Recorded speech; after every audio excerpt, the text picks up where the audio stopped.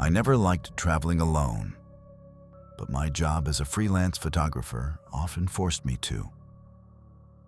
That week, I had a shoot lined up just outside Asheville, North Carolina, an old textile mill turned art gallery. Since it was peak season, the nearby hotels were either fully booked or insanely overpriced. I settled on an Airbnb. It had decent reviews, was a little off the beaten path, but the pictures looked clean and cozy. The host, Karen D., responded fast, and her messages were short and polite. I arrived around 9 p.m. The sun had dipped below the trees, and the sky still had that lingering purple haze. The house was a 2-story cabin, buried deep in the woods. Charming on the outside, warm wooden panels, a front porch swing, but something about it felt staged, like a set from a movie. Too perfect. There was a keypad lock. Karen had sent me the code earlier. The door creaked as I stepped inside. The interior smelled faintly of lavender and something else. Metallic, maybe. I chalked it up to old plumbing. The living room was small but neat. Framed photos of nature trails, knitted throws, and a note on the coffee table. "Welcome, Thomas. Feel free to use the kitchen.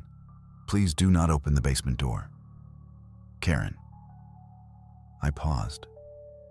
The basement door. That wasn't mentioned in the listing. I found it in the hallway, heavy, white-painted wood with a black iron handle. No lock, but the words, "Do not open," were scrawled across it in Sharpie under layers of fresh paint. Whatever. People have their quirks. I unpacked and settled into the bedroom. By midnight, I was still wide awake. The woods outside were dead silent, not even crickets. Then I heard it, a dull thump, faint, coming from below. I froze, waited. Another thump. Maybe the house had rats, or raccoons, or old pipes. I rolled over and tried to sleep. The next morning, I checked the kitchen for coffee. Found a half-empty canister of grounds in the cabinet. Oddly sticky, like the lid had been smeared with something. I noticed the basement door again. The urge to check it clawed at me. I pressed my ear to it. Silence. But I swear, I felt warmth radiating through the wood. I left for the shoot around 10 a.m. The gallery went well. Locals were friendly, and nobody seemed to know Karen when I mentioned her name. On my way back, I bought a bottle of whiskey and some frozen dinners. Back at the cabin, I poured a drink and sat on the porch, watching the shadows stretch between the trees. That's when I saw her. A pale woman, barefoot, in a white dress, walking through the woods, fast, not looking around, not even dodging the branches. She disappeared behind a tree. I blinked, stood up. Nothing. I called out. No answer. I went inside. That night, I woke up choking. Not like a cough. Choking like something was in my throat. I scrambled to the bathroom and retched into the sink. Nothing came up, but the taste in my mouth was awful. Sour and metallic. My lips were sticky with something thick. When I turned on the light, I saw it. Long strands of hair. Wet, dark, clinging to my tongue. I gagged and pulled it out. There was no one else in the house. I checked every room. Still locked. The basement door sat there like it always had. But now, it was cracked open an inch. I stood there, shaking, breath held. Then it creaked shut, on its own. I backed away, ran to the bedroom, and pushed the dresser in front of the door. I didn't sleep. At dawn, I messaged Karen. "Hey, something weird's going on. Did someone access the property last night?" No answer. I packed, but when I tried to start my car, the engine sputtered and died. I opened the hood. The cables had been cut. That was it. I called the police. It took them an hour to arrive. 2 officers. I explained everything. The noises, the woman in the woods, the hair, the basement door. They exchanged looks, but didn't say much. Then we went inside. The house was clean. No hair, no sticky coffee lid, nothing out of place. Even the Sharpie message on the door was gone. The door was still there, but now it had a padlock on it. They asked if I'd been drinking. I said yes, 1 glass. They looked at each other again. Then one of them asked, "Did you look at the basement listing?" "What listing?" He pulled out his phone and showed me the Airbnb app. The house was gone, delisted. There was no Karen D, but there was an archived version from 2 years ago. Same house, same interior. Only back then, it wasn't hosted by Karen. It was a man named Daniel Cooper. The caption under the listing read, "Basement not accessible. Private use only." There were 2 reviews. Both were 5 stars, generic, almost identical. But the comments under local news articles told a different story. Daniel Cooper had vanished the previous year. Last seen in Asheville. Neighbors claimed he lived alone, but strangers were spotted coming and going from his cabin. One neighbor said he saw Daniel digging in the woods at night. Another claimed Daniel's sister had once lived with him. A girl with long, dark hair who drowned in their basement when they were kids. After that, Daniel had never been the same. No charges were ever filed. The house sat abandoned for months. Then it quietly reappeared on Airbnb under a different host. Karen D. I never got my refund. The support line told me there was no record of the reservation. I left that day on foot, walking 5 miles down the road until a farmer picked me up. I didn't tell him what I'd seen. I didn't tell anyone for a long time. But sometimes, in dreams, I still feel it. That warm breath behind the door, and the wet hair in my mouth. The guest below. I travel for work, short stays, remote towns, always on the move. Hotels get expensive fast, so I switch to Airbnb. You meet interesting people that way. You also sometimes see things you wish you hadn't. Last November, I booked a stay in a quiet Appalachian town. 3 nights while I surveyed an old rail depot nearby. The listing was modest. Cozy, private suite in historic home. The pictures showed an old Victorian house with ivy crawling up one side and a wide porch wrapped around it. My unit was advertised as the basement level. Separate entrance, full privacy. The reviews were great. People praised the host's friendliness and the place's unique charm. The host, Meredith, met me at dusk. She was maybe mid-50s, pale and thin with long gray hair tied back tight. Polite but distant. She gave me a brief tour of the basement apartment, low ceilings, antique furniture, floral wallpaper. The air was cool and smelled faintly of earth and lavender. "You'll hear a little creaking from upstairs," she said. "Old house bones." I nodded. "No problem." She hesitated before adding, "If you hear anything else, it's just the pipes. They rattle sometimes, especially at night." That was an odd thing to say. I smiled and assured her I was used to strange sounds. Old buildings do that. She nodded and climbed the stairs, shutting the heavy door at the top behind her. I noticed it locked from the other side. The first night was uneventful. I worked late on my laptop, then passed out around 1 a.m. At 3:17 a.m., I woke to a noise. Not pipes, not creaking floorboards. It was humming. A low, tuneless hum, like someone trying to remember a melody they'd forgotten decades ago. It came from directly above me, which would have been Meredith's floor. I listened. It drifted back and forth like someone pacing, humming as they walked. Then it stopped. Silence. And then, softly, there was a knock.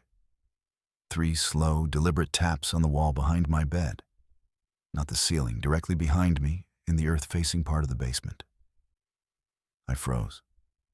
The basement was partially underground. That wall backed up to a small slope of dirt and stone. There was no room for someone to stand there, no hallway, no space. And yet, the knocking had been very real. I waited, listening. Nothing else. Just the old silence of a house long settled. The next morning, I asked Meredith if the house had animals, raccoons or cats. She shook her head, sipping coffee on the porch. "Used to," she said. "Not anymore. Someone knocked on the wall last night." Her eyes stayed on her mug. Old houses make noise. I let it go. That night, I double-checked the locks and closed every curtain. Around 2:50 a.m., the humming started again. This time, I recorded it. I had my phone ready. I captured 2 minutes of that soft, eerie hum, paired with light footsteps from above. Then came the knock, 3 times again, this time on the opposite wall, near the kitchenette. I checked the exterior window. Nothing. I played the recording back. Here's where it gets strange. The knock wasn't on the recording. The humming and footsteps were there, but the knocks were missing, even though I heard them clear as day.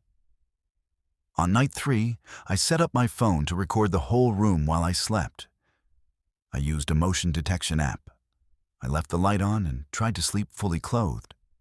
It took hours, but sometime past 3 a.m., I heard it again. This time, a faint scraping, like nails or fingers dragging across the ceiling beams. Then, humming, low and guttural, like someone humming with their mouth closed tight. It came from above and below. Beneath the floor, below the floor of the basement. Impossible.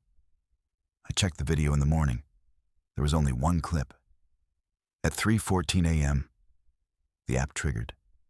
The footage showed me asleep, then, just for a moment, a figure in the corner. Not Meredith, not anyone I recognized. A tall man, shirtless, pale, with long black hair and a face I still can't fully describe. His eyes were wrong, sunken, wide, like he didn't blink. His mouth hung partially open, and he just stood there, watching me sleep, humming. He vanished from the frame in the blink of an eye. I stormed upstairs at dawn. I needed answers. Meredith was already on the porch, like she'd been waiting for me. "I'm leaving," I told her. She nodded. I figured. "Who's staying in the house with you?" She looked at me then, and for the first time, I saw something cold behind her smile. "You mean the man who hums?" I didn't answer. I didn't have to. "He used to live here," she said softly. "Before me. Before the house had electricity. He built it himself, they say. Loved it so much, he never left." That's not funny. I'm not joking. She turned and walked back inside. I left without another word. That night, at a highway motel 2 towns over, I reviewed the video again. The footage was corrupted. The part where the man appeared had been replaced with static, just fuzz. The timestamp still showed movement, but the image was gone. 2 days later, I got an email from Airbnb. "Hi, my name. Your host, Meredith, has reported property damage during your stay and submitted a claim." Attached was a photo of the wall behind the bed. Deep scratches had been gouged into the wallpaper. 3 parallel lines, as if made by claws or nails, dragged from ceiling to floor. I never touched that wall. Airbnb closed the case. I wasn't charged. The listing is gone now. When I checked the address, the house didn't appear on the map anymore. Just a wooded lot with no structure. I don't know what I stayed in.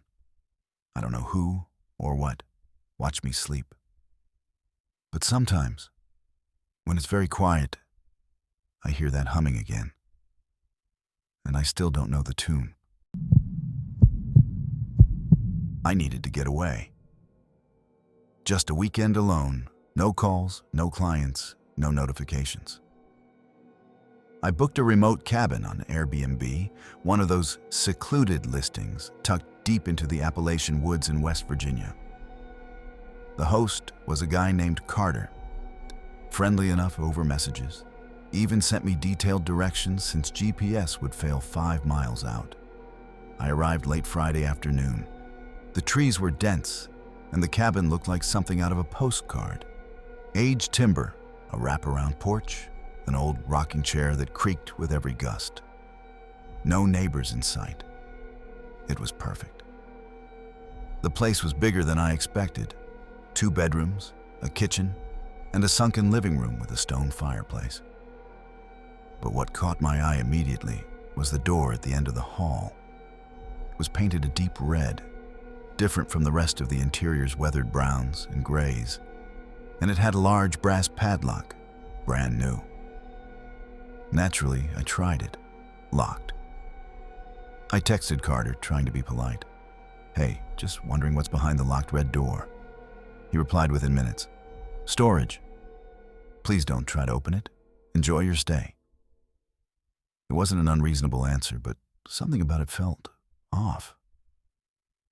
The padlock wasn't just a latch. It was industrial, like the kind you'd use to seal off a bunker. That night, I made a fire, cracked open a beer, tried to forget about it. I should have left after the first noise.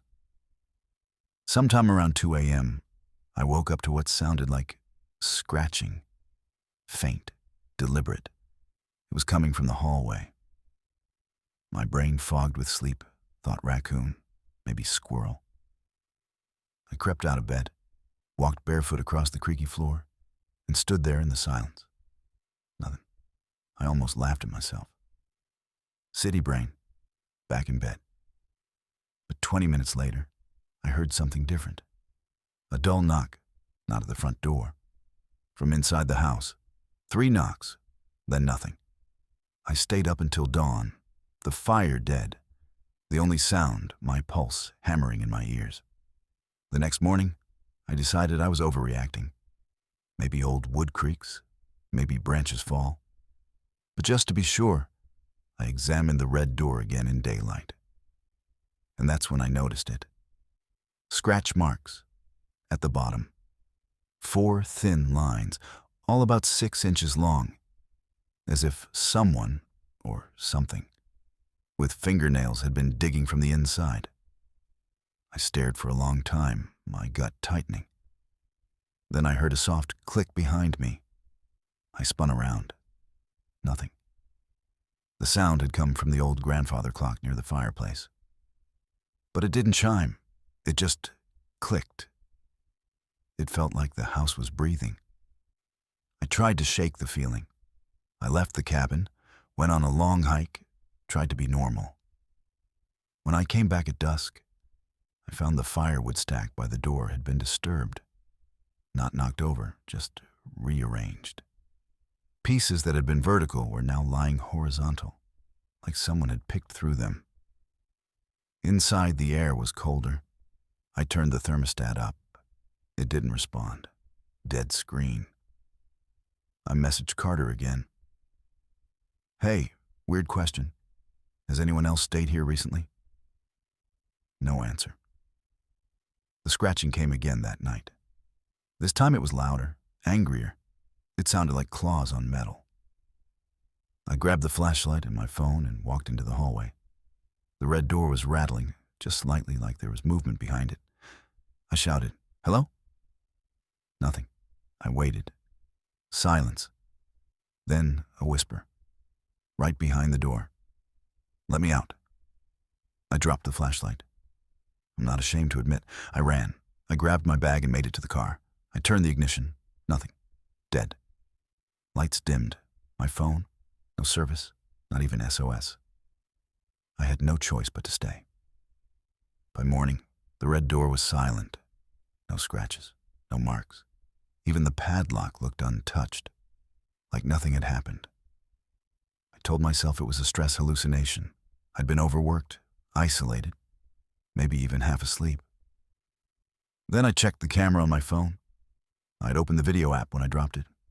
There was a video, exactly 27 seconds long. It was pointed at the red door, flashlight beam wobbling. Then the door, it opened, slowly. Just a crack. And something stepped out.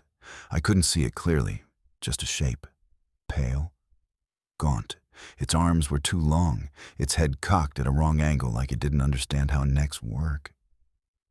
The thing turned to look at the camera, as if it knew I was watching. Then the video cut. I stared at my phone, heart in my throat. A new message buzzed in. It was from Carter. All it said was, "You opened the door." I didn't. I swear to God, I didn't. But someone did. I left the cabin without looking back. The car started on the first try, like nothing had ever gone wrong. When I got home, I checked the listing. Gone. No trace. The host account, suspended. The photos, vanished. But I still have the video. And sometimes, late at night, I watch it again. I freeze the frame right before it ends. The thing that stepped out, it wasn't alone. There were eyes, still in the darkness behind the door. And I'm afraid one night I'll see them somewhere else. Maybe even in my hallway,